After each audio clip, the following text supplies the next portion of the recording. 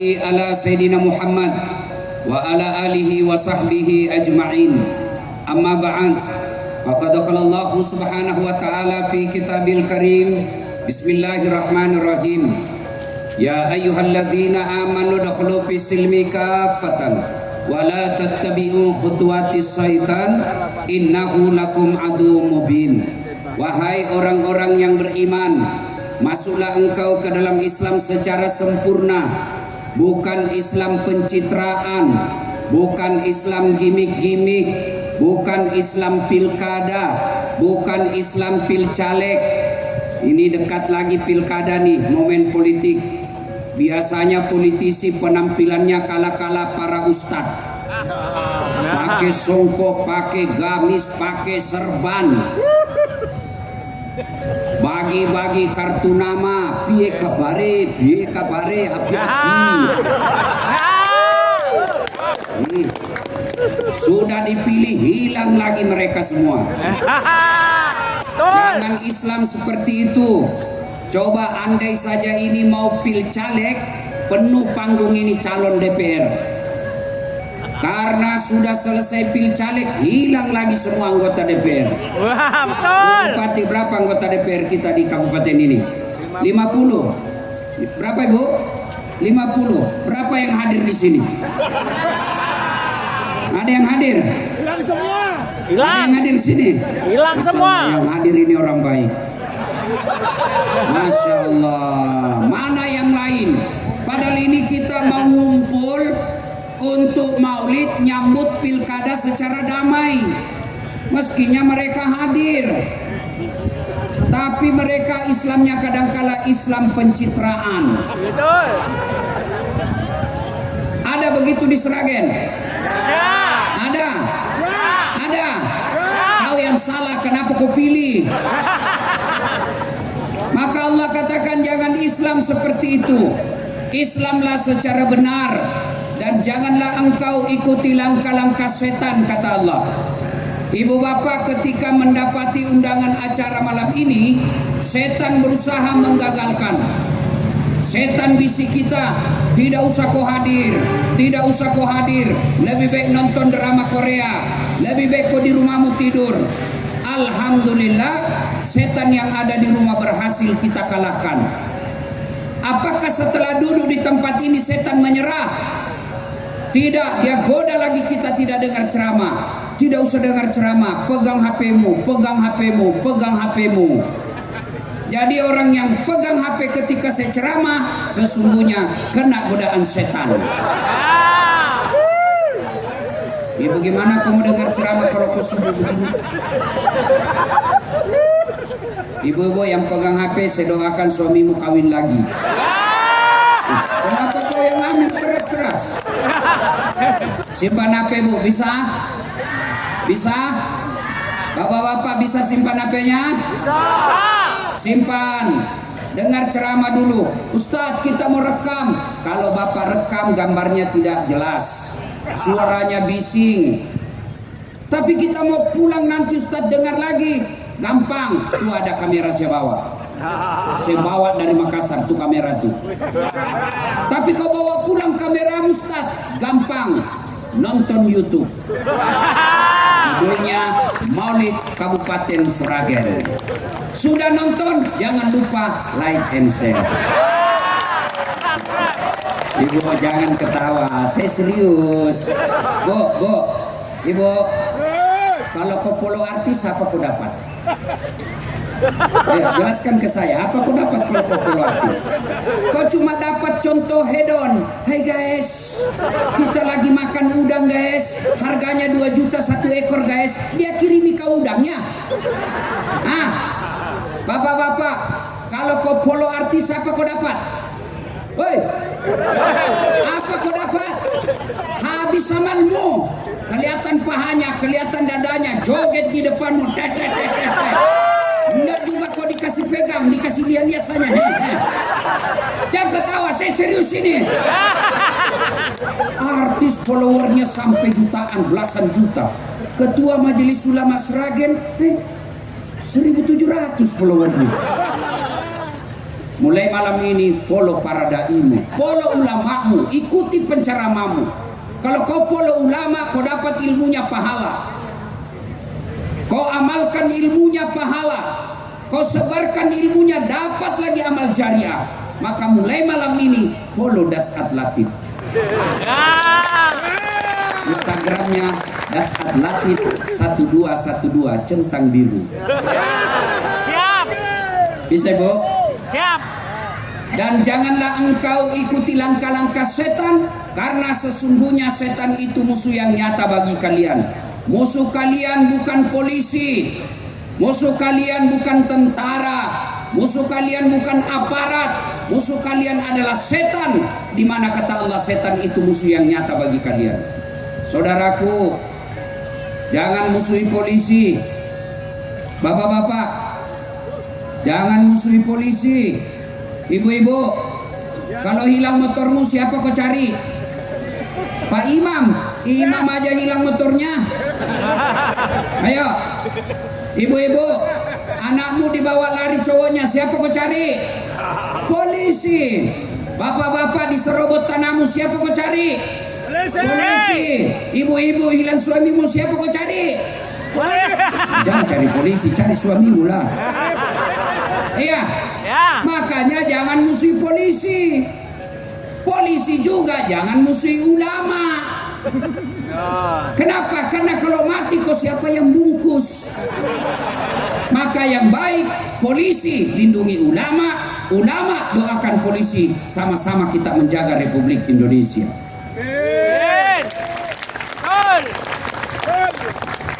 Makala idzan bismillahirrahmanirrahim. Ya ayyuhalladzina amanu taqullaha haqqa tuqatih wa la tamutunna illa wa antum muslimun. Wahai orang-orang yang beriman, bertakwalah kalian kepada Allah dengan sebenar-benarnya takwa, dan janganlah kalian mati kecuali dalam keadaan beragama Islam. Ayat ini Jumat-Jumat dibacakan sejak kurang lebih 1400 tahun yang lalu. Ayat ini tiap Jumat dibacakan. Masih ingat 2020 yang lalu, masa Covid, selalu diumumkan di media massa, di tempat-tempat keramaian, jaga jarak, pakai masker, cuci tangan. Kenapa? Waktu itu pakai masker penting. Tapi ternyata setelah kita vaksin, masker sudah tidak penting untuk saat ini. Tapi ini ayat Jumat-Jumat dibacakan sampai detik ini sejak 1400 tahun yang lalu. Berarti ayat ini penting. Dan rasa-rasanya ayat ini susah diterima akal. Jangan kamu mati, berarti mati kau yang ngatur. Woi, jangan mati ya. Berarti mati mau-maumu. Padahal mati, mau atau tidak, tiba saatnya pasti mati. Orang kaya, orang miskin, raja-raja, rakyat biasa, polisi, orang kaya, orang miskin, raja-raja, rakyat biasa, ustadz. Kenapa itu kencang betul? Semua mati. Berarti yang jadi masalah bukan mati. Yang jadi masalah bukan mati itu. Kenapa? Kamu mau atau tidak, tiba saatnya pasti mati. Berarti yang jadi masalah kata Allah, illa wa antum muslimun, kecuali matimu dalam keadaan beragama Islam. Ayat ini seolah-olah Allah ingin berkata, Ibu Bupati hati-hati, sampean ngaku Islam belum tentu mati dalam keadaan beragama Islam. Dasat Latif, hati-hati, kamu ngaku Islam belum tentu kau sakaratil maut bawa Islam. Ini peringatan dari Allah. Banyak orang Islam tapi matinya tidak bawa Islam. Insya Allah kita tidak akan mati dalam keadaan ngerampok. Amin. Amin. Insya Allah kita tidak akan mati dalam keadaan berzina. Amin. Insya Allah kita tidak akan mati dalam keadaan mabuk. Amin. Tapi yang bisa membuat kita mati kafir, hubbi aklil haram, suka memakan barang haram. Dan salah satu barang haram itu yang bisa membuat kau mati kafir menerima serangan fajar ketika pemilu yang lalu. Kau tepuk tangan baru kau semua pelakunya. Pilihan aja. Ibu, Bu, Ibu, dalam. Saya ngatur ya mau ngejok. J, sedulur, piye kabare? Api-api. J, Bu, saya mau tanya, tolong jawab dengan jujur. Ibu kalau terima uang 300.000 kaya tidak? Keras-keras dikasih 300.000 sogok pilkada kaya tidak? Enggak. Bapak-bapak tolong jawab. Kalau bapak tolak 300.000 miskin tidak? Tidak. Namun yang pasti ketika kau terima uang sogok itu artinya kau tutup masa depan anakmu yang cerdas. Kau tutup masa depan anakmu yang jujur untuk jadi pejabat. Kenapa? Karena hanya orang kaya yang bisa jadi pejabat. Bu, dalam. Mau enggak jadi pejabat anaknya? Mau.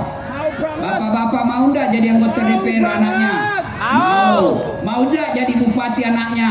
Mau. Tapi mustahil bisa anakmu jadi pejabat kalau kau miskin. Kenapa? Beli partai mahal.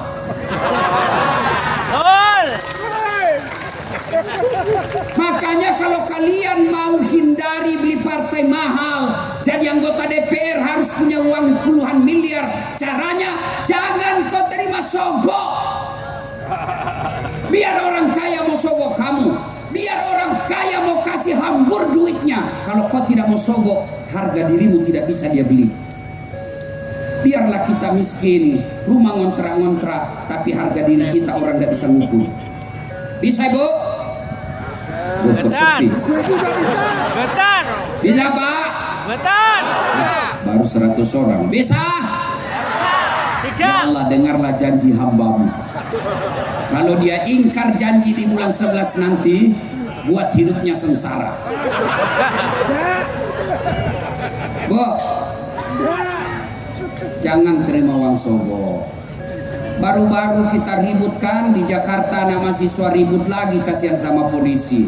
Polisi serba salah. Ibu bapak pikir polisi mau berhadapan sama mahasiswa? Tidak, tapi karena kewajibannya mengamankan Kamtibmas berhadapan sama polisi. Padahal mereka juga tidak senang kalau itu ada kejadian seperti itu.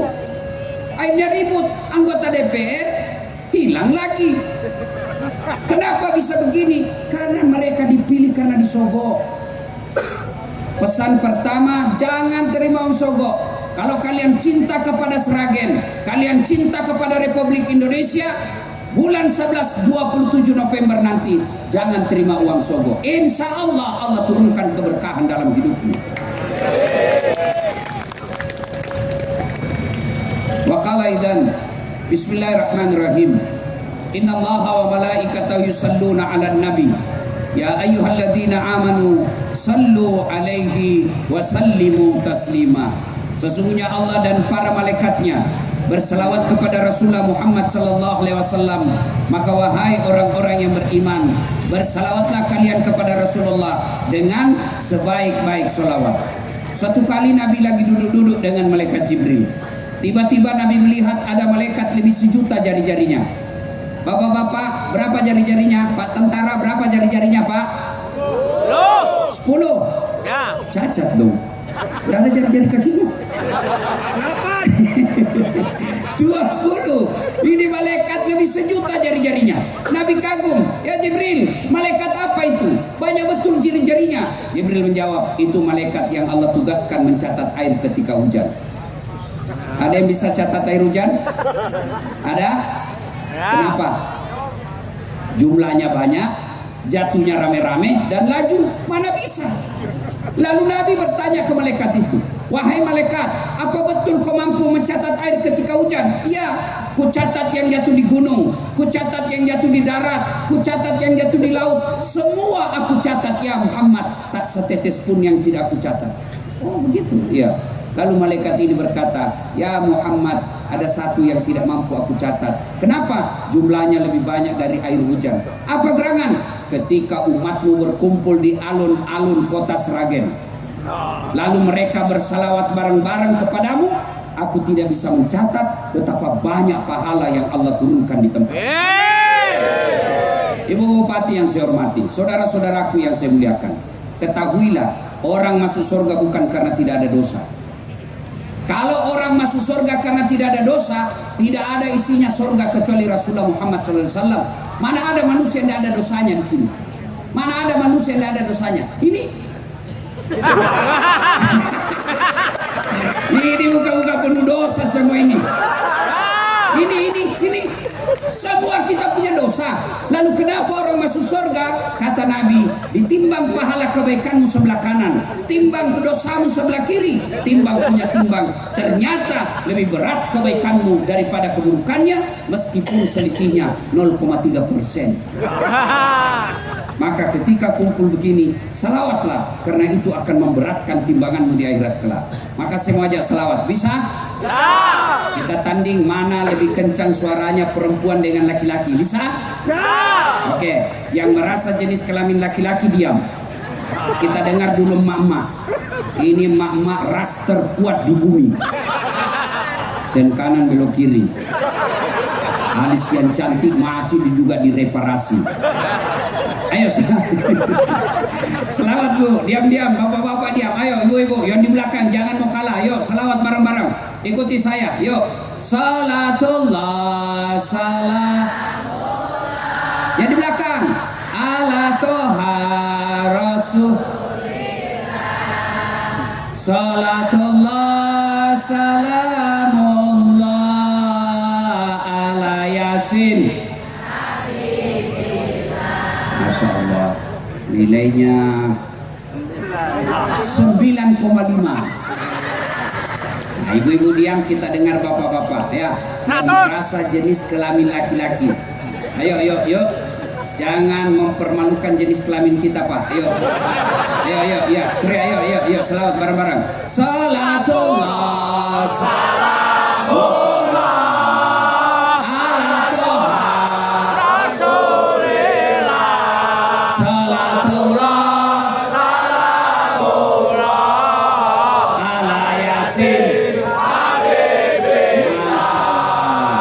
Nilainya 9,7. Oke. Sedulur-sedulur diam semua ya, diam. Kita dengar ini di atas. Ini kan bos. Jangan sampai ada yang datang selawat. Kapan lagi kita kerjai Bu Bupati dan suaminya ya. Ayo. Pak Dokter selawat sama-sama Pak Dokter. Ibu ya, ayo. Ibu juga di sana ya. Selawat yuk. Salatullah.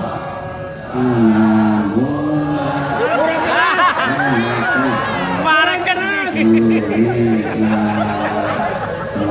Maya Nuru.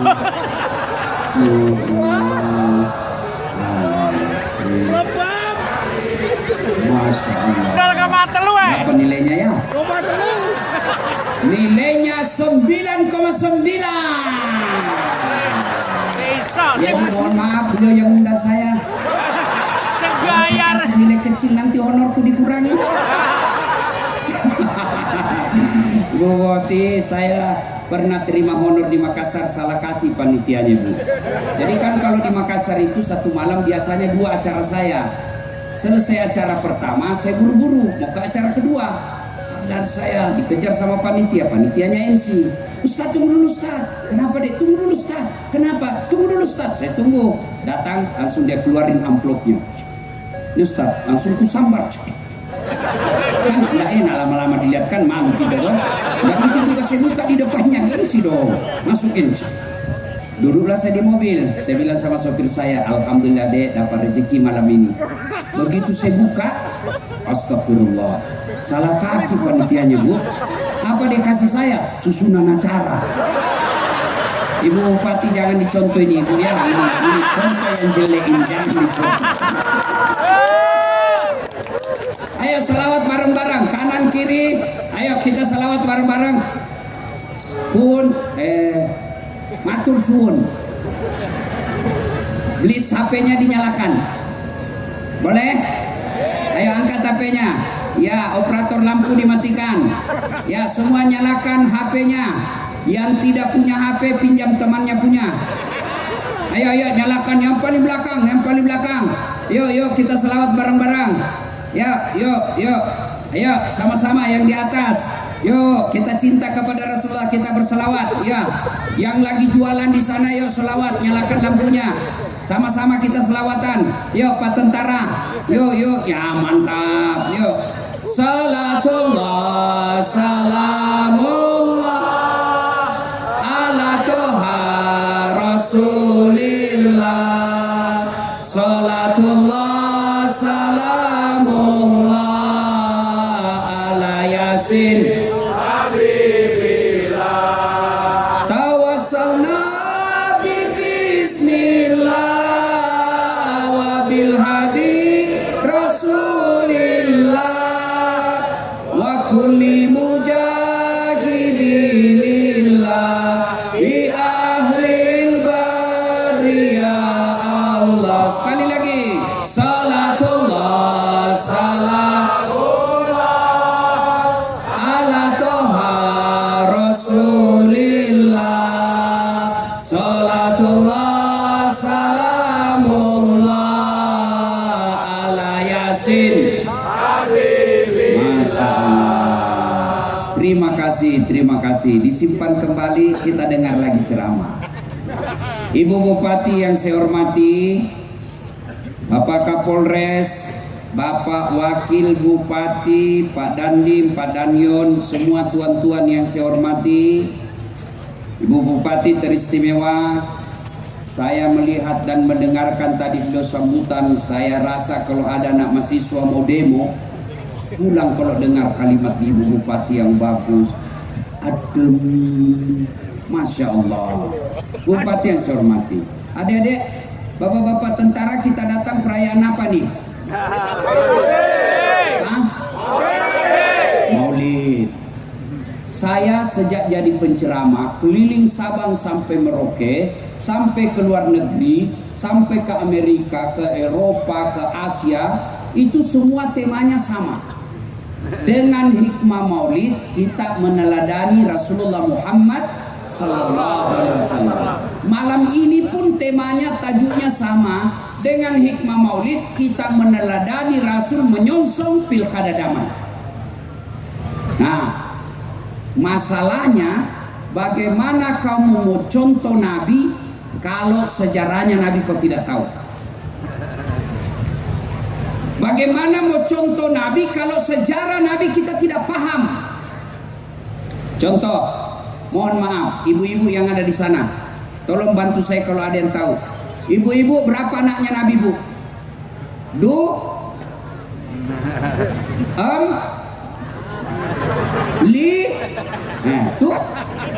Bagaimana mau mencontoh Nabi kalau anak Nabi kita tidak tahu? Ayo, sebelah kanan bapak-bapak. Ayo, siapa nama anak pertamanya Nabi? Nah, kepala dinas tidak tahu.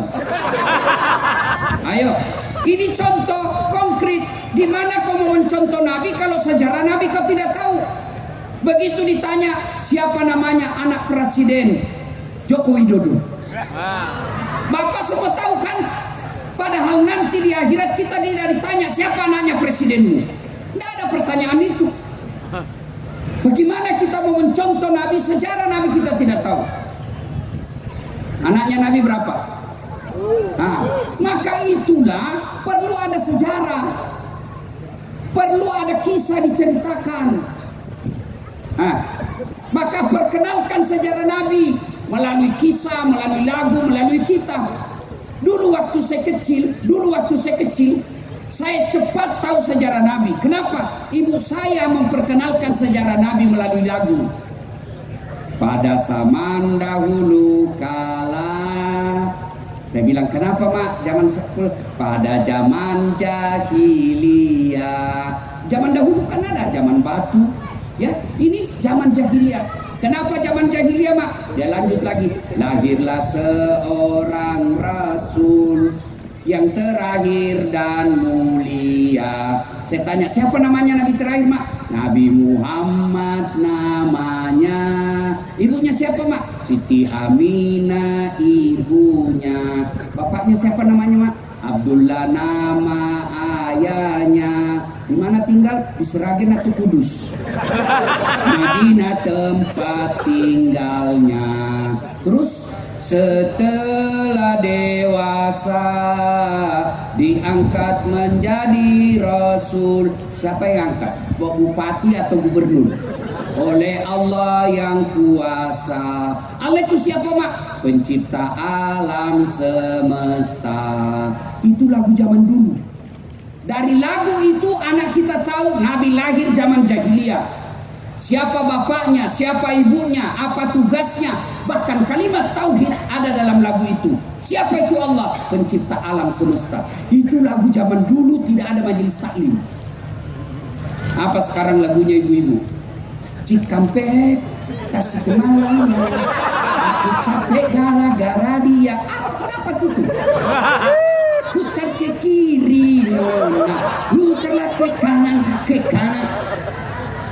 Jangan ketawa, saya serius ini. Apa kau dapat kiri kanan? Apa? Tapi kalau lagu kasidah seperti tadi, sejarah Nabi. Saya itu dulu waktu saya kecil. Sekarang saya kenalkan sejarah Nabi ke anakku, saya namanya Ece. Saya kenalkan versi modern.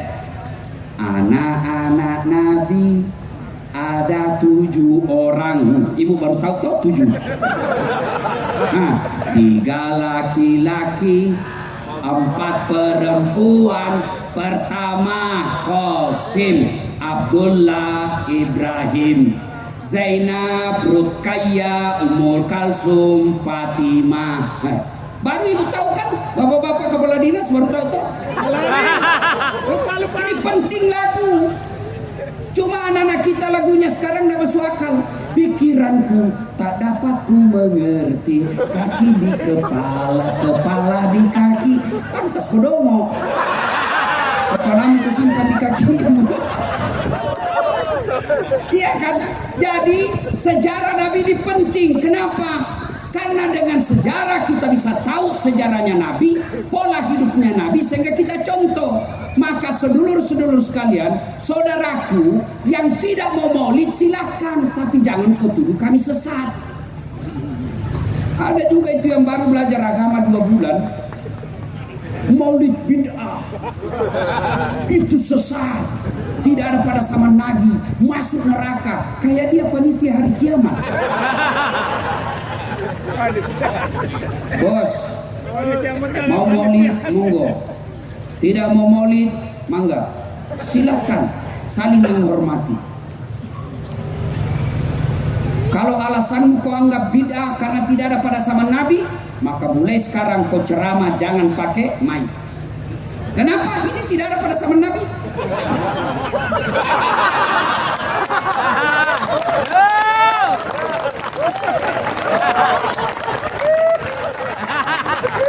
Ini bid'ah, tidak ada pada zaman Nabi. Kamu ceramah jangan pakai YouTube. Kenapa? Tidak ada pada zaman Nabi. Kamu bayar zakat, fitrah jangan pakai beras. Kenapa? Nabi pakai kurma dan roti. Maka yang baik silahkan lakukan apa yang kamu yakini tanpa kau hina orang lain. Ini ada baru belajar agama 2 bulan, saya dihinanya di medsos. Dia bilang ini Ustadz Dasat, Ustadz tidak sunnah. Kenapa kau bilang saya tidak sunnah? Dia bilang buktinya kau tidak punya jenggot. Saya mau dia apa kalau tidak mau tumbuh?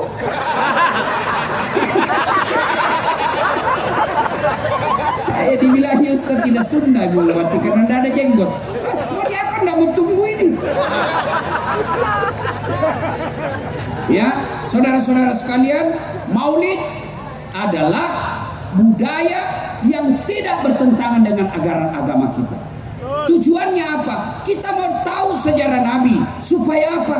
Kita bisa mengikuti Rasulullah Sallallahu Alaihi Wasallam. Mari kita dengar sedikit. Waktunya kalau mau cerita sejarah Nabi, di samping karena keterbatasan waktu juga keterbatasan ilmu, maka saya pilih-pilih saja. Pertama, kaitan dengan pilkada. Rasulullah kalau mau mencontoh Rasulullah sholat jamaahnya saja dulu. Jamaah dulu, sholat jamaah. Alhamdulillah di kota Sragen ini ramai jamaah kalau masjid berjamaah. Apalagi kalau subuh penuh sampai di luar, tidak ada di dalam.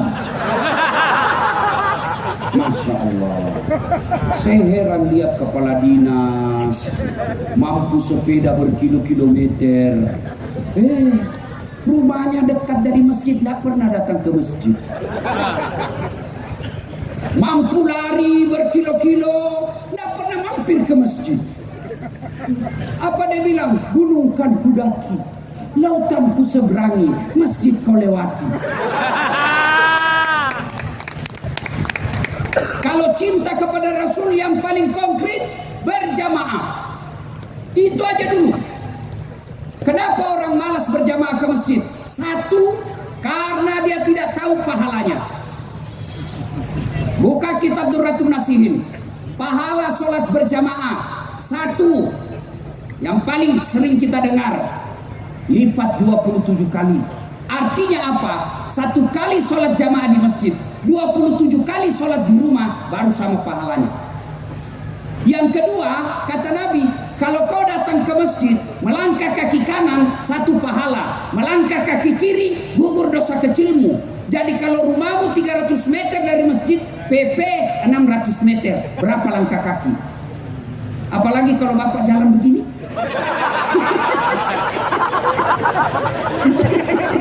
Lebih banyak lagi dapat. Masya Allah. Yang ketiga, pahala. Kata Nabi, seluruh materi yang kau lewati, pagar, tembok, aspal, dinding, tegel, akan jadi saksi. Ya Allah, jangan kau masukkan dia neraka, masukkan surga. Saya saksinya, dia datang berjamaah di masjid. Itulah sebabnya Pak, sunnah. Ketika kau ke masjid, beda jalanmu pergi, beda juga jalanmu waktu pulang. Sunnah. Itulah juga sebabnya sunnah. Ketika Bapak berjamaah, usahakan setiap 2 rakaat pindah tempat. Supaya apa? Tambah banyak saksi nanti di akhirat. Allahu Akbar. 2 rakaat pindah lagi. Selesai 2 rakaat pindah lagi. Supaya apa? Tambah banyak saksimu di akhirat. Yang keempat, pahala berjamaah. Kalau ada debu melengket di badan atau hujan gerimis basah bajumu, baju itulah nanti yang akan jadi mantel agar kamu tidak disentuh api neraka. Misalnya gerimis, jalan basah itulah yang akan menjadi pelindung di akhirat. Jangan juga salah paham. Mantan-mantan sudah dengar begini, dia tunggu hujan keras. Begitu hujan keras, dia buka payungnya. Ini saksi nanti. Ini itu bukan pahala, itu beling-beling. Ayo, apalagi keutamaan berjamaah di masjid, ada doa bersama. Bapak tidak tahu berdoa, ibu tidak tahu berdoa, bapak ibu banyak dosa, tapi ada alim ulama di dalam memimpin doa. Bapak cuma katakan amin, seluruh doa yang mengatakan amin dikabulkan Allah. Itulah sebabnya ketika imam mimpin doa, baca doa yang umumnya orang hafal intinya, dan baca doa kasih dengar jamaahmu. Ada juga imam kita tidak tahu apa dia minta, kita di belakang asal amin saja. Amin, amin, amin. Padahal yang mimpin doa anak muda dan istrinya. Ya Allah, berikan kami jodoh. Dia bilang di belakang, Bapak amin. Istrinya ngomong pula amin. Berarti itu kabulkan suami kami lagi. Doa yang umumnya orang hafal. Yang kedua, penyebab tadi orang tidak tahu pahalanya. Yang kedua, kenapa dia malas berjamaah ke masjid? Karena dia tidak lihat pahalanya. Coba kalau dilihat, diumumkan sama Ibu Bupati, siapa yang datang sholat berjamaah subuh di masjid, kami beri beras 5 liter, 5 kilo, minyak 2 liter, telur 10 biji. Saya yakin jam 5 subuh sholat subuh, jam 1 dini hari sudah penuh. Kenapa? Karena dilihat pahalanya. Yang ketiga, penyebab orang malas berjamaah ke masjid, manajemen masjid tidak bagus. Ada masjid saya bikin Pak, alhamdulillah dari penghasilan di YouTube sudah 3 masjid jadi. Itu yang saya bikin terakhir di masjid nama ibu saya. Itu jadi tempat wisata religi orang datang ke Makassar. Karpetnya empuk, imamnya penghafal Quran 30 juz, digaji layaknya pegawai negeri. Muatsinnya saya gaji layaknya pegawai negeri. Tugasnya azan 5 kali sehari semalam. Anak muda, semua pengurus masjid anak muda. Penceramanya belum ceramah sudah dikasih honor supaya tidak lari.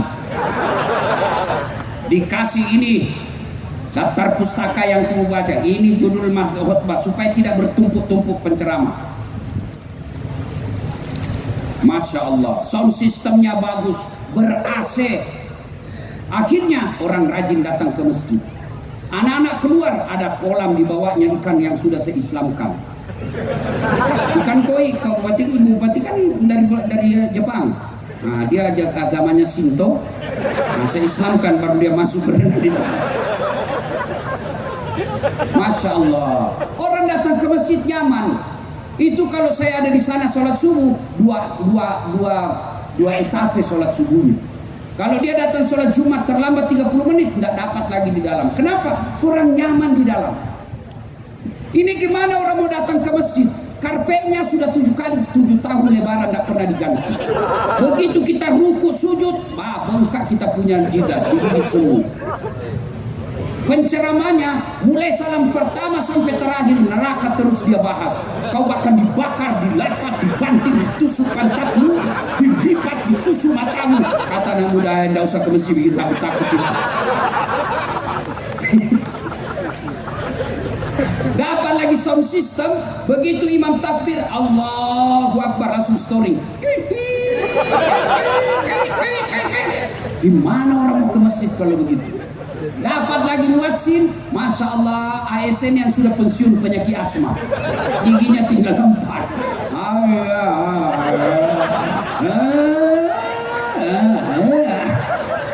Gimana nak bodoh ke masjid? Apalagi kesalahan masjid sekarang Pak, umumnya pengurus masjid senang simpan saldo. Dengar ini para takmir masjid, jangan kau simpan uangnya orang jadi saldo di bank, tidak jalan amalnya. Saldo kas 150 juta, begitu orang mau kencing tidak ada air. Saldo kas 150 juta, begitu kita mau air besar tidak ada air. Kalau air kecil masih aman. Yang kuning masa kita keluar? Siapa yang tanggung jawab? Takmir masjid. Gimana orang ke masjid Pak? Imamnya balik-balik sunnah Nabi. Kata Nabi, kalau kau jadi imam, ringkaskan bacaan sholatmu. Umumnya sekarang imam dia senang yang panjang-panjang. Itu tidak sunnah. Itulah sebabnya ketika imam mau angkat takbir, Allahu Akbar, sebelum takbir dia harus balik dulu ke belakang. Salat jami'ah rahimakumullah. Untuk apa? Bahasa tentaranya inspeksi pasukan. Lihat dulu, kalau pasukanmu di belakang banyak pensiunan, jangan kau kasih panjang, kau setengah mati orang asma. Kasihan itu orang tua pensiun datang di masjid. Lama betul Pak ini. Belum selesai. Belum selesai juga, jatuh lagi kembali. Allah kerdil. Kata Nabi, ringkaskan bacaanmu. Yang kedua kata Nabi, bacalah yang umumnya orang hafal. Kenapa umumnya orang hafal? Tujuannya apa? 1, supaya jamaah bisa husuk mengikuti. Coba kalau imam membaca Qul huwallah, anak-anak juga ikut. Qul huwallahu Allahu samad. Kenapa dia hafal? Begitu Pak Imam membaca surah Al-Anfal ayat 5 sampai 70, dia khusyuk dengan bacaannya, kita khusyuk dengan hayalan. Kita mau ruku, Pak Imam belum selesai, kita mau ikut, kita tidak hafal, terpaksa kita baca semua pengumuman di dinding. Keadaan keuangan Masjid Jamiul Ihsan, pengeluaran pembayaran listrik, Aldokas. Belum selesai juga Pak Imam, kalender lagi dibaca. Persatuan Guru Republik Indonesia cabang Kota Sragen. Belum selesai Pak Imam, bajunya lagi orang dibaca. Pilih saya nomor urut 7.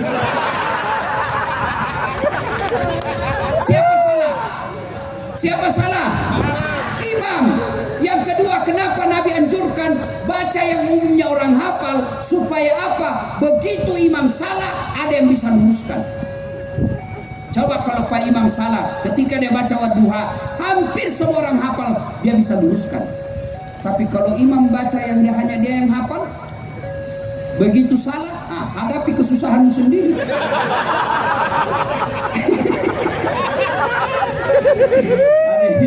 Walau ini bupati, saya tidak tahu benar atau tidak cerita.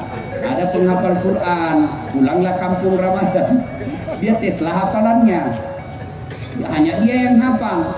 Begitu dia baca Al-Fatihah lancar, dia baca surah pendek, hanya dia yang hafal. Tiba-tiba ada cicak jatuh, kena kepalanya. Stres, namanya orang stres, hafalan hilang. Dia tidak tahu apa sambungannya. Lama dia pikir, apa sambungan ini? Dia lupa betul, dari belakang juga tidak ada yang bantu. Ini Pak Imam kreatif, dia bilang, tolong bantu di belakang. Lihat di belakang, dia bilang juga, saya juga tidak tahu. Tiba-tiba ada anak muda lebih kreatif lagi, dia bilang, kalau begitu ya sudah, Allahu Akbar. Siapa salah? Siapa salah? Imam. Ini kisah nyata waktu saya kecil di kampung. Imam sujud lama sekali, tidak seperti biasanya. Lama betul ini Pak Imam sujud, tidak seperti biasanya. Ada kawan saya tidak tahan, kok lama ini Pak Imam sujud. Dia angkat kepalanya, Bu, langsung teriak, "Woi, hilang Imam!" Ternyata yang ditunggu sudah hilang dari tempatnya. Bubar sholat. Selesai sholat ditanya, Pak Imam, kenapa kau tinggalkan saf? Dia bilang, saya kentut. Nah. Dia bilang, Pak Imam lain kali, kalau kau kentut, bangunkan kami supaya saya bisa lihat kau tinggalkan tempat. Apa dia bilang? Saya sengaja, nak malu saya kau lihat. Siapa salah? Siapa salah? Siapa salah? Imam. Itulah sebabnya dalam fikih sholat jamaah, jadi makmum siapa saja boleh. Jadi makmum tidak dipersoalkan, tidak ada pemilihan. Tapi jadi imam, hati-hati. Kenapa? Salah imam, jamaah kacau. Bulan 11, Sragen akan pemilihan imam. Salah kau milih imam, kacau masyarakatnya. Jadi imam, hati-hati milih imam. Kemudian jadi makmum pun tidak boleh kita mengganggu. Ada aturan-aturan jadi jamaah. Kata Nabi, kalau kau pergi berjamaah terutama subuh, kamu sikat gigi dulu, sunnah. Apakah gigimu yang harum itu sampai kepada Allah? Tidak. Nabi katakan kalau kau pergi berjamaah pakai parfum, apakah parfum itu sampai kepada Allah? Apakah Allah butuhkan parfum kita? Tidak. Tapi apa? Ada sopan santun. Tujuannya apa? Jangan kau ganggu orang yang ada di sampingmu dengan bau mulutmu dan bau ketekmu. Bayangkan kalau kau hampir tadi malam makan pete, lalu kau baca Al-Fatihah, Assalamualaikum, kencang betul, Assalamualaikum. Kata Nabi, kalau kau jamaah jangan ganggu orang. Ada juga orang sholat seolah-olah dialah yang paling alim dalam masjid. Mulai takbir dia ganggu sudah kita.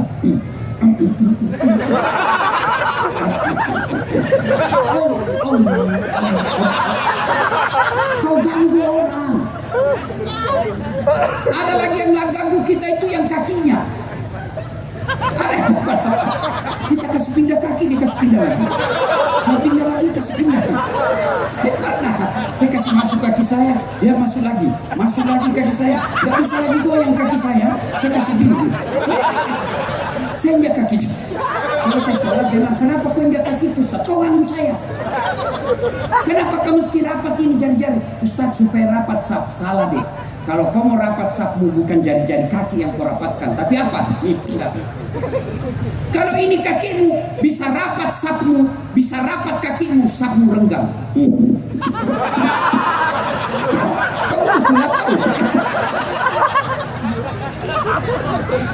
Itu maknanya apa? Jangan kau ganggu orang. Apa kaitannya dengan pilkada damai?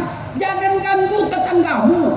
Kalian rajin berjamaah, 5 waktu kau berjamaah di masjid, tapi di komplekmu tidak ada yang senang kamu akan bangkrut nanti di akhirat. Atadruna manil muflis, kata Nabi. Tahu tidak kamu yang bangkrut nanti di akhirat? Yang tidak sholat ya Rasul, dia sholat. Yang tidak puasa ya Rasul, dia puasa. Yang tidak haji ya Rasul, dia haji. Yang tidak bayar zakat ya Rasul, dia bayar zakat. Lalu kalau gitu siapa yang bangkrut ya Rasul? Nabi jelaskan, jarusu wahatiur rahim, tetangga yang jahat sama tetangganya dan yang memutuskan tali persaudaraan. Coba lihat kita bertetangga dalam Islam. Adik-adik sekalian, ibu-ibu yang saya muliakan, coba lihat tetangga kita berislam. Nabi ajarkan, kalau kau bertetangga tanam mangga, lalu ini pagar tetanggamu dan ranting dahan manggamu nyebrang ke sebelah tetangga, melewati pagar, maka yang lewat pagar itu halal bagi tetanggamu, bukan kau punya. Mahasiswa saya tanya, bagaimana kalau istri tetangganya nyebrang pagar, Ustaz? Itu lain kasusnya. Itulah Islam. Jangan kau ganggu tetanggamu. Saudaraku pilkada, jangan ganggu tetanggamu yang berbeda. Kata Ibu Bupati tadi, kalau selesai pilkada, kalian masih bertetangga dengan tetanggamu yang sudah tahunan. Pilkada ini pesta demokrasi. Namanya pesta yang ada di benak kita senang-senang. Jangankan pemilihan kepala daerah, pemilihan presiden aja jangan baper. Ibu-ibu, Bu, masih ingat 2019 pemilu? Masih ingat? J, siapa yang tanding? Bapak Prabowo. Lawan siapa? Bapak Joko Widodo. Siapa yang menang? Bapak Joko Widodo. Siapa menterinya? Bapak Prabowo. Debat satu paket. Kalian bertetangga sampai sekarang masih musuh. Itu aslinya beleng-beleng. Kau tidak dikasih juga gajinya, kau tidak juga dikenal, maka silakan pilih jagoanmu, hormati lawanmu. Ngapain kita ribut?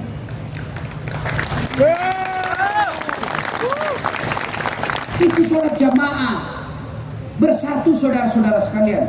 Dalam sholat jamaah itu nilai-nilai persatuan sangat dijunjung tinggi. Mana buktinya? Coba lihat. Sedulur-sedulur masuk masjid, apapun suku dan bahasamu, tidak boleh kau sholat pakai bahasamu masing-masing. Pernah bayangkan seandainya pakai bahasa masing-masing? Yang jadi imam habaib keturunan Arab, dia takbir pakai bahasa Arab. Allahu Akbar. Datang orang Bugis, suaminya Ibu Bupati, dia takbir pakai bahasa Bugis. Bungallahu ta'ala maluku. Datang juga warung Padang, dia takbir pakai bahasa Padang. Allah nan gadang. Datang saudara kita dari Banjarmasin, Kalimantan Selatan, dia takbir pakai bahasa Banjar. Allah ganal bujur. Datang orang Toraja, sepupu kita dari Sulawesi Selatan, mualaf pakai bahasa Toraja, dia takbir. Bungallah ta'ala tonggo gajah. Terakhir saudara kita dari Betawi, dia takbir pakai bahasa Betawi, anak gaul Jakarta. Allah gede banget gitu loh. Itu baru 5 bahasa. Maka dalam sholat jamaah itu pesan-pesan moralnya, jaga persaudaraan, bersatu. Coba lihat lagi dalam masjid, apapun arahmu, dari manapun kamu datang masjid, satu kiblat. Bayangkan kacaunya sholat kalau dari selatan hadap ke selatan, yang dari timur hadap ke timur, yang dari barat hadap ke barat, yang dari utara hadap ke utara. Begitu ruku, nah tabrakan kau punya pantat. Itu maknanya. Persatuan dalam Islam sangat diutamakan. Itu juga sehingga Rasulullah katakan innamal mu'minuna ikhwah. Al-Quran mengatakan innamal mu'minuna ikhwah. Umat Islam itu bersaudara seperti badan kita ini. Coba lihat badan kita, sedulur-sedulur, ibu-ibu, coba lihat badan kita kompaknya. Tangan kanan gatal tanpa disuruh kiri yang garuk. Tangan kiri yang gatal tanpa diundang kanan yang garuk. Gatal dua-duanya kerja sama. Iya toh. Anak muda jalan-jalan tengah malam pergi menyatakan cinta. Tiba-tiba padam lampu, kaki tahan tuh, seluruh badan ikut berpartisipasi merasakan sakitnya. Kakinya tahan tuh, mulut pertama bereaksi. Reaksi berikutnya mata mencari. Reaksi berikutnya tangan mengusap. Reaksi berikutnya mulut meniup. Padahal kaki yang bermasalah. Tidak ada orang jalan hantu kakinya dak. Rasa kau jalan lagi. Begitu mestinya kita di Sragen, satu sakit yang lain ikut merasakan.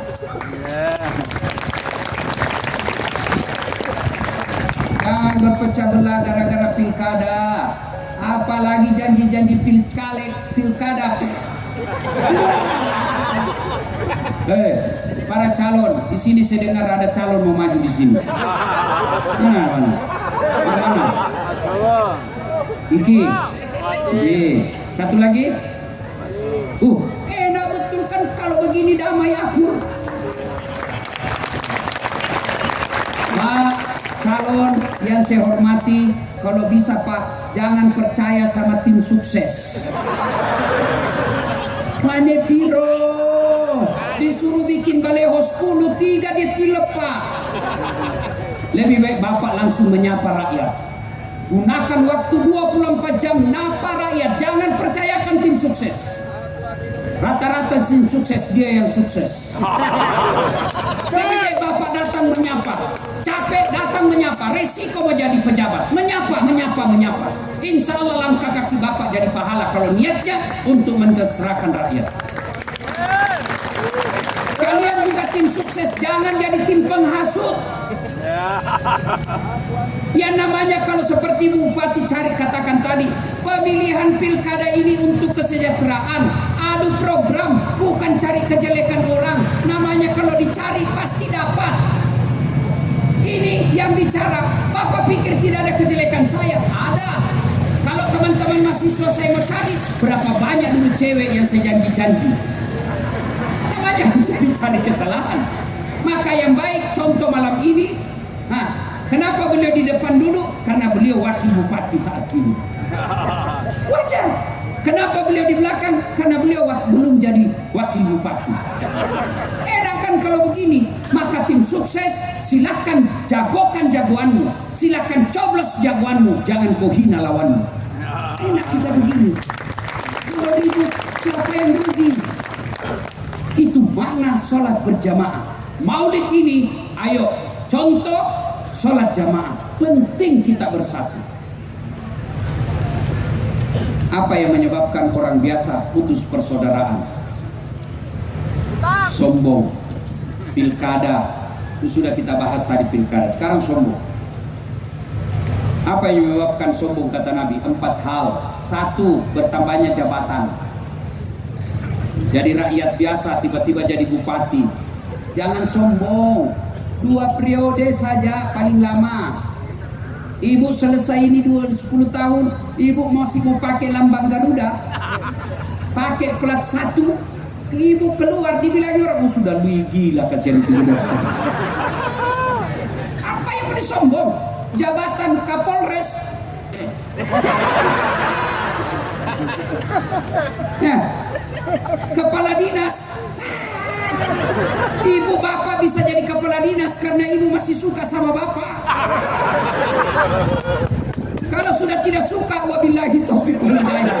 Nah, yang tadinya kepala dinas menjadi staf ahli yang ada stafnya. Adik-adikku para polisi, kau setengah mati cari muka sama Kapolres. Capek. Biar kau setengah mati cari muka sama Kapolres, kalau istrinya beliau tidak senang, tidak jalan urusannya. Sudah. Jabatan jangan membuat orang sombong. Jangankan bupati, Bapak Joko Widodo tanggal 20 Oktober wabillahi taufiq wal hidayah monggo balik kampung ke Solo. Apa yang kita mau sombongkan? Apalagi yang penyebab datangnya sombong kata Nabi, ilmu. Nih, saya yang MC tadi tidak sebut semua gelar saya. Lain kali gelar bos. Susah itu orang sekolah. Coba kalau mau dengar gelar saya, Doktor Dasat Latif, SOS, SAG, MSI, PSD. Insya Allah sudah dirapatkan untuk jadi guru besar, profesor. Apa yang membuat sombong itu gelar? Kalau Allah marah, wa ma utitu minal ilmi illa qalila, saya tidak kasih kau ilmu kecuali sangat sedikit. Allah marah dengan ilmumu dah saat dia kasih pikun kau. Ada orang bupati banyak betul gelarnya, dosen. Begitu pensiun diprotes sama istrinya. Pak, biasanya kalau kau mau pergi mengajar kau cium-cium jidatku. Ini sudah hampir 1 minggu tidak pernah lagi kau cium saya kalau mau pergi mengajar. Dalam hati suaminya, astagfirullah, berarti siapa saya cium selama ini? Ternyata pembantunya dia cium. Jangan juga dicontoh di pura-pura pikun Pak Dokter ya. Apa yang kau mau sombong? Allah cabut ilmumu, pikun. Apa lagi?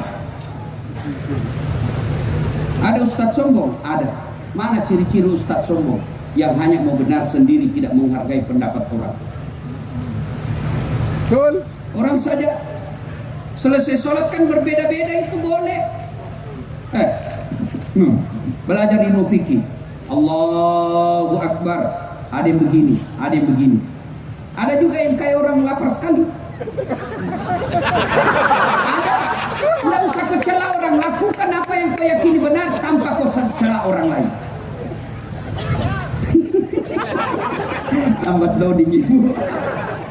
Ada juga posisi tangan, Allahu Akbar. Sudah takbir, yang pertama pas di atas dada. Ada toh? Ada. Yang kedua antara dada dengan perut, Allahu Akbar. Yang ketiga pas di atas pusat, Allahu Akbar. Yang keempat di bawah pusat, Allahu Akbar. Ini porno ibu. Bukan di bawah sekali bu, di bawah pusat. Yang keempat, yang kelima, Allahu Akbar lurus. Ini umumnya orang Iran Syiah. Boleh, boleh. Mau pakai begini silahkan. Mau begini silahkan. Mau begini silahkan. Mau begini silahkan. Kalau boleh semua Ustaz, mana yang tidak boleh? Kalau kau pakai semua. Allahu Akbar. Itu salah. Ini kalau dalam pilkada, ini yang main 3 kaki. Makan kiri kanan, itu tidak boleh. Allahu Akbar. Nah ini tim sukses Abu-Abu. Tidak jelas dia ini. Silahkan saudara-saudara sekalian, berbeda dalam agama boleh. Jadi pendakwa silahkan sampaikan apa yang anda yakini benar tanpa menghina pendapat orang lain. Silahkan kau pilih jagoanmu tanpa menghina orang lain. Dan bagi calon, besok lusa bapak kalah atau menang, jangan sangka buruk kepada Allah. Kalau bapak minta tidak dikasih, berarti bukan tahun ini yang cocok, mungkin tahun 5 tahun yang akan datang. Mana buktinya? Bapak Prabowo minta jadi presiden sejak 2014, 2024 baru Allah kasih. Saya Ibu Boti pernah ikut pilkada Makassar, 10 pasang calon. Kalau Ustaz tidak, cuma yang menang lebih banyak suaranya. Saya sangka baik namanya ini. Ya deh ya. Saya sangka buruk. Andai saja saya menang waktu itu, saya tidak sampai ceramah di sini. Bisa jadi saya diperiksa KPK. Iya. Allah kasih saat tidak usah kau jadi bupati, tidak usah kau jadi wali kota, lebih kau jadi pendakwa. Andai saja saya menang waktu itu, setengah mati saya hormat. Datang Kapolres, siap Kapolres. Datang Pak Dandim, siap Pak Dandim. Datang Gubernur, siap Pak Gubernur. Datang Pak Menteri, siap Pak Menteri. Datang Presiden, siap Pak Presiden. Tapi sekarang saya jadi ustadz, mereka yang siap-siap.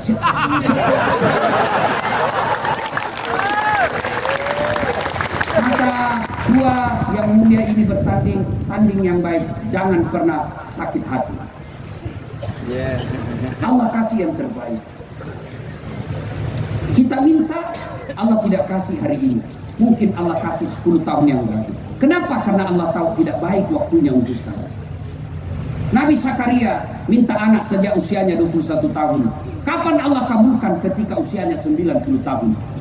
Itu Nabi, Pak. Minta usia 21 tahun, Allah kabulkan 90 tahun. Padahal Nabi ibadahnya bagus. Kita minta bupati hari ini bulan 11 mau dikasih, padahal itu kan tipu. Maka sangka baiklah kepada Allah. Sangka baik. Insya Allah pilkada dilewati sangka baik. Tidak ada perpecahan di antara kita.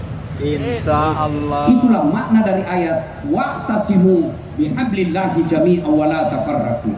Berpegang teguhlah engkau kepada tali persaudaraan agama Allah dan janganlah engkau bercerai-berai. 2. Sholat jamaah. Yang ketiga, cinta Rasulullah. Amalkan sunnah-sunnahnya sesuai kemampuan. Mulai yang sederhana. 1. Biasakan selalu ada wudhu. Bapak muslim, ibu muslim, biasakan selalu ada wudhu. Mau kemana saja ada wudhu. Mau pergi ngantor wudhu dulu. Mau pergi sosialisasi wudhu dulu. Mau pergi pasar wudhu dulu. Bahkan mau tidur sekalipun wudhu dulu. Apa kehebatannya orang selalu ada wudhunya? Rasulullah itu mau tidur sekalipun beliau wudhu. Bahkan mau bergabung dengan istrinya pun wudhu dulu. Apa keutamaan orang yang selalu ada wudhunya? Innallaha yuhibbut tawwabina wa yuhibbul mutatahhirin. Dicintai Allah. Kalau dicintai Allah, apapun yang kamu minta, hakul yakin pasti Allah kasih. Tidak dikasih, percaya yang kamu minta tidak baik. Contoh lagi, tamat SMA 94, saya daftar fakultas kedokteran. Yang sebelumnya saya daftar tentara, Akabri. Tidak lulus saya. Kenapa? Cepet. Saya protes Allah, ya Allah kenapa kau lahirkan saya dalam keadaan pendek? Kau tidak rugi jadi Tuhan kalau saya jadi tentara. Saya bersaudara, saya yang paling pendek. Teman saya lulus polisi, sekarang dia reserse AKBP 2 balok-balok di Polda Sulawesi Barat. Pakai karena reserse pakai baret merah. Saya jadi ustadz pakai baret putih. Alhamdulillah dengan baret putih yang saya pakai, mulai baret hitam sampai baret merah, bicara main kau semua. Gagal jadi Akabri, saya daftar fakultas kedokteran. Saya sholat tahajud 40 malam berturut-turut. Saya nasar puasa 7 hari. Ibu bapak saya doakan saya masuk bimbingan khusus. Begitu pengumuman tidak lulus. Saya tahu jawabannya karena saya lulus di sospol. Pulang kuliah tabrakan depan Al-Ghazali, jalan perintis kemerdekaan. Berceceran darah di aspal, saya turun tolong dia. Dia yang tabrakan, saya yang hampir pingsan. Kenapa? Saya tidak bisa lihat darah. Allah seolah-olah berkata, Das'at, bagaimana kamu jadi dokter? Kau tidak bisa lihat darah. Saya telepon temanku yang jadi dokter. Dia tugas di Kepulauan Aru. Dok, kau pulang lebaran? Tidak, kok. Masa kau tidak lebaran sama orang tuamu? Rugi-rugi kau jauh-jauh cari uang tidak lebaran sama orang tuamu. Apa dia bilang? Mahal tiket Ustaz. Kalau saya pulang 5 orang, gaji saya 1 tahun hanya untuk beli tiket PP. Dalam hati saya, Alhamdulillah, untung saya tidak jadi dokter. Sekarang saya kemana-mana tidak pernah pusing soal tiket. Bisnis kelas. Siapa yang belikan? Ibu Bupati. Hebatnya lagi, pergi tidak bawa uang, pulang. Mengerti betul? Ini 2 calon kita lakukan sosialisasi, kampanye, datangi orang, jangan mau diwakili tim sukses. Kalah menang, itulah yang terbaik buat kamu. Enak kan pilkada kalau begini. Jangan kita bodoh-bodohi rakyat. Rakyat juga jangan koperas calon. Bodoh. Yang kedua, sunnah. Usahakan setiap keluar rumah doa. Inna sholati wa nusuki wa mahyaya wa mamati lillahi rabbil alamin. Bismillah tawakkaltu 'ala Allah la haula wala quwata illa billah. Kaki kanan dulu. Insyaallah kata Nabi, kamu baca doa ini, sosialisasi, tiba-tiba kau ditabrak becak, mati sekali. Kenapa? Kau sudah ikrar, inna sholati, sesungguhnya salatku, wa nusuki, ibadahku, wa mahyaya, wa mamati, hidup dan matiku, lillahi rabbil alamin, saya serahkan segalanya kepada Allah. Bismillahi, dengan nama Allah. Tawakkaltu, saya berserah diri, la haula wala quwata illa billah, tidak ada daya dan kekuatan kecuali datangnya dari Allah. Jalan, insyaallah jihad fisabilillah. Ibu-ibu, kalau suamimu mau pergi cari nafkah, jangan lupa minta ridha. Istri saya bu, mamanya cek, kalau saya mau keluar pergi ceramah, dia angkat saya punya ransel. Saya bilang, enggak usah sayang, berat. Dia bilang, enggak ada artinya beratnya ini ransel dibanding beratnya Ustadz menanggung hidup kami.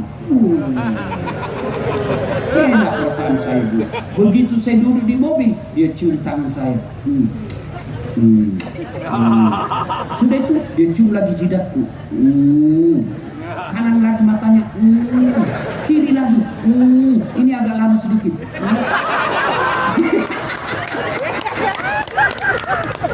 Sudah itu cukup tidak? Dia usap dadaku. Lalu dia bilang, Ustaz, ridhoi saya. Dia tidak pernah tutup pintu mobil sebelum bilang, iya sayang, saya ridhoi kau. Berangkatlah dia, lalu menyanyi, ku lepas di kau pahlawan. Ini hoax ini yang lagu ini. Coba kan enak kalau kita sunnah seperti ini. Ibu kalau suamimu mau pergi, lupakan tadi malam pertengkaranmu, minta ridha suami. Kenapa? Ridhanya suamimu pintu gampangnya kau masuk surga. Coba itu amalkan, itu sunnah. Bapak juga kalau mau pergi kerja, beri sedekah kepada istri. Apa sedekahnya suami kepada istri? Cium jidatnya. Rasul tidak pernah keluar rumah kecuali telah bersedekah kepada istrinya. Apa sedekahnya? Dia cium jidatnya. Makanya ibu-ibu, mulai besok kalau dia lupa suamimu, kau teriak, "Woi, sedekah mas, sini saya sedekah sampean." Coba amalkan. Enak kan kalau rumah tangga begini. Rasulullah itu, Bapak Ibu, Masya Allah. Ibu tahu berapa istrinya Nabi? 13. Dari 13 istri Nabi tidak ada pun satu yang mengatakan saya menyesal menikah sama kaum Muhammad. Tidak ada, padahal itu 13. Kita satu istri di rumah menderita lahir batin. Masya Allah. Nabi Pak, itu Nabi tidak pernah menyebut nama istrinya. Khadijah beliau panggil Ummul Mukminin, ibunya orang Islam. Aisyah tidak pernah dipanggil Aisyah Ta'al, tidak. Siapa dia panggilkan? Ya Humairah, yang kemerah-merahan pipinya, karena memang Siti Aisyah merah delima pipinya. Tolong Pak Kadis dan Pak Kabah, amalkan itu mulai besok. Ustaz, apa? Panggil misalnya istri kita putih pipinya, wahai istriku yang bening pipinya. Tidak bening pipinya Ustaz, lehernya kok dia justru lehernya hitam Ustaz. Ya jangan lihat lehernya, lihat lagi giginya mancung Ustaz. Ya carilah mana yang bagus. Jangan mentang-mentang istrimu hitam kau panggil hitam. Kata suaminya, apa pesek? Masa suami istri hitam pesek? Saya heran biasa lihat rumah tangga kita. Sudahlah kita miskin, penghasilan tidak jelas, bertengkar aja kerjanya tiap hari. Bertengkar, hamil lagi. Dengar ini Pak, dengar ini, jangan kau hina istrimu.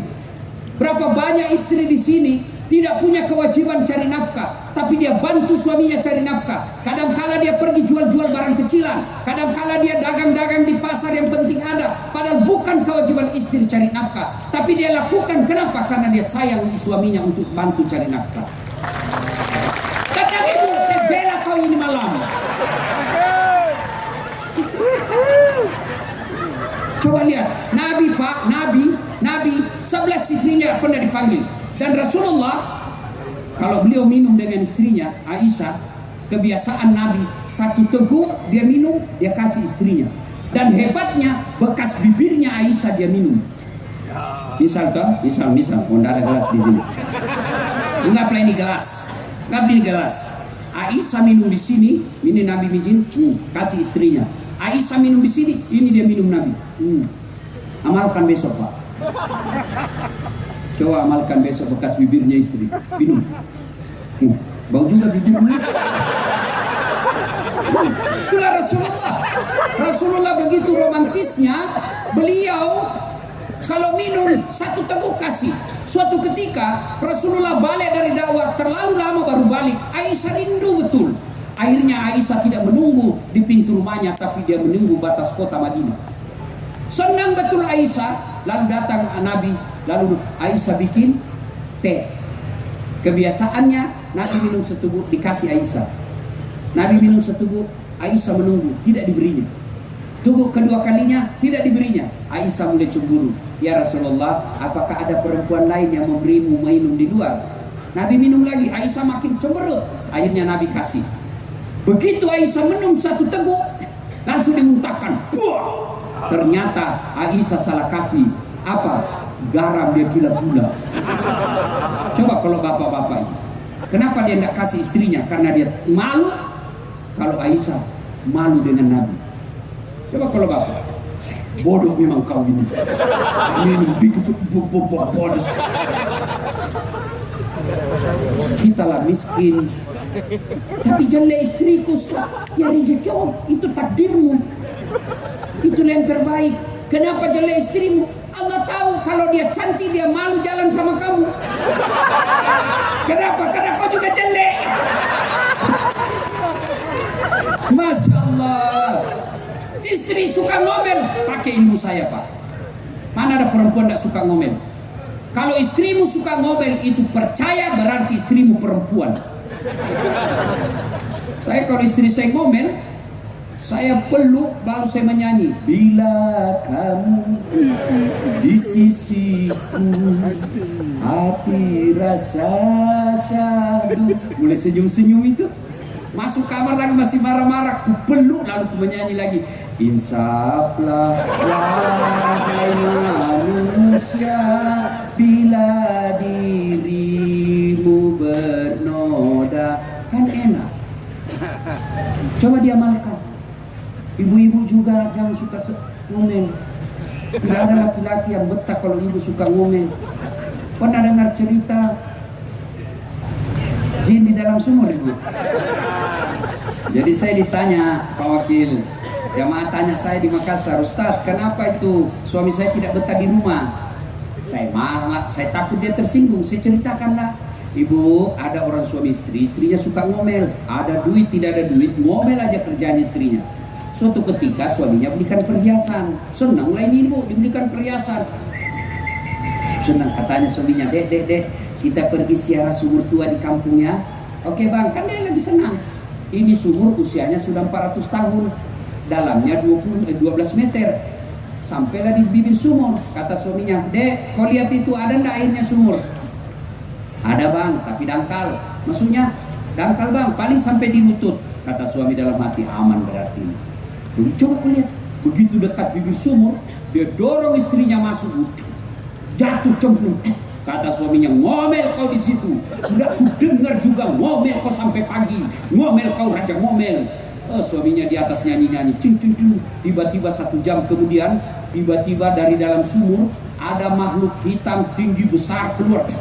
Kaget suami. Hei, siapa kamu? Saya jin penunggu sumur ini. Saya sudah 400 tahun tahan tenang-tenang dalam sumur. Ada perempuan di dalam mobil lagi berjalan. Baru 1 jam gak betah saya. Kata suaminya, kau baru 1 jam, saya 24 jam.